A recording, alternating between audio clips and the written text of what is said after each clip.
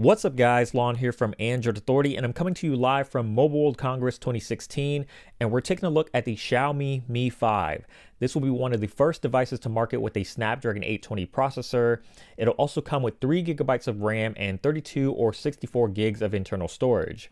There's also a Pro version of the phone that ships with 4 gigs of RAM, 128 gigabytes of storage, and a ceramic backing.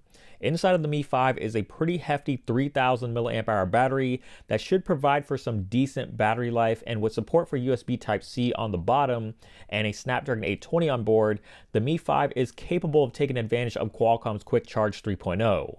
The phone looks pretty familiar to other Xiaomi devices like the Mi Note with glass on the front and rear and metal that wraps around the sides. The backside has Xiaomi's 3D glass, which is just a fancy term for glass that tapers down on the edges, similar to what we've seen on the Galaxy Note 5 and previous Xiaomi phones.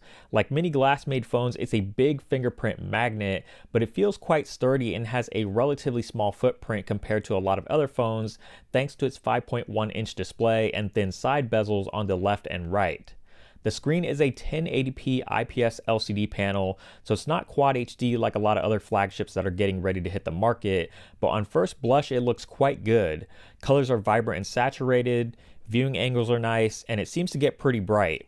Below the display, you'll notice a physical home button, which is not typical for Xiaomi, but this added home button also brings a fingerprint sensor to the Mi 5. The camera on the front comes in at 4 megapixels, while the main camera on the rear is a 16 megapixel sensor with phase detection, optical image stabilization, and f2.0 aperture. Obviously, we can't really judge the quality of it just yet, but the UI looks simple enough and the shutter speed was actually surprisingly fast. The software is Android 6.0 Marshmallow with Xiaomi's MIUI interface on top.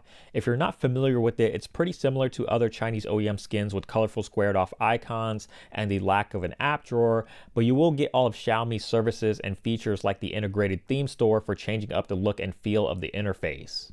The Xiaomi Mi 5 is going to be available in China starting March 1st and other countries like India shortly after for $260 for the regular model and $350 for the ceramic version. With such an affordable price tag, top-of-the-line specs, and a solid design, the Mi 5 is going to be quite the contender. Now all we need is for this phone to somehow make its way to the States.